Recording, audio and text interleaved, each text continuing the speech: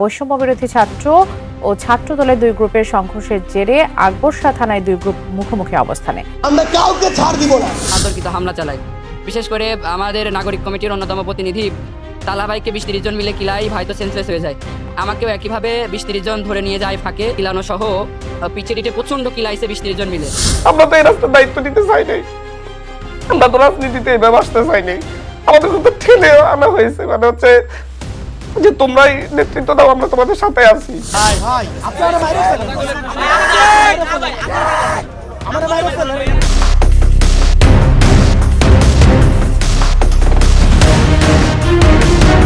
সমন্বয়কদের গঠিত জাতীয় নাগরিক পার্টি ও ছাত্র দলের মধ্যে চলছে চরম উত্তেজনা ও হাঁটাহাঁটি লড়াই। পুরো ঘটনাটি যেন এক ধরনের শক্তি প্রদর্শনের প্রতিযোগিতায় রূপ নিয়েছে।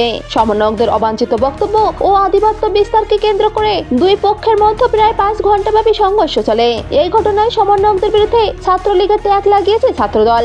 ওরা সমন্বয় নামদারি ছাত্রলীগ, নিষিদ্ধ ছাত্রলীগ। ওরা কোনো সমন্বয় না, সমন্বয়ের নাম বিক্রি করতেছে, নাইলে ওরা এইভাবে মারমুখী কিভাবে হয়। অন্যদিকে সমন্বয়করা ছাত্রদলকে কঠোর হুঁশিয়ারি দিয়েছে। আপনারা ছাত্রলীগের ইতিহাস দেখেন, তাদের কিরকম পরিণতি হয়েছিল। তারা এখনো পর্যন্ত করতে থেকে চিল্লাচ্ছে, আপনারা করতে পালাবার জায়গাও পাবেন না। এদিকে জুলাই শহীদ ও আহতদের জন্য বরাদ্দকৃত প্রায় 30 লক্ষ টাকা আত্মসাৎ করেছেন এই সমন্বয়করা।